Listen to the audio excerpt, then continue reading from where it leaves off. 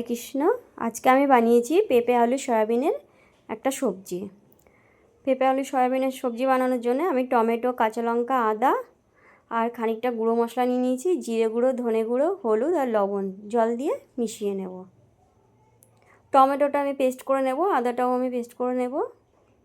সবার প্রথমে প্রেসার কুকারে সর্ষের তেল দিয়ে দিচ্ছি। ফোড়নে শুকনো লঙ্কা দিয়ে দিলাম আর দিয়ে দেবো খানিকটা জিরে।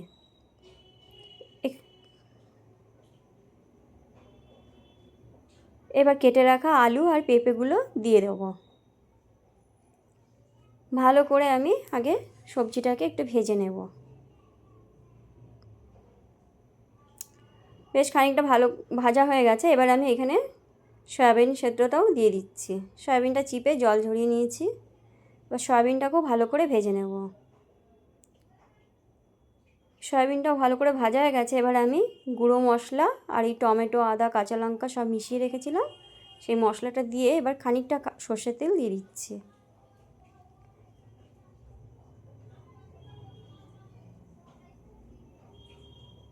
ভালো করে কষিয়ে নিচ্ছি। কষানো হয়ে গেছে আমার। এখন জল দিয়ে দেবো,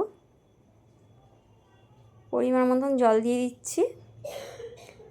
সবজিটা কিন্তু খুবই টেস্টি হয়, খুবই ভালো হয়। এবার আমি দুটো সিটি দিয়ে দেবো প্রেসার কুকারে। প্রেসার কুকারে দুটো সিটি দেওয়া হয়ে গেছে। এবার আমি নামিয়ে নিচ্ছি।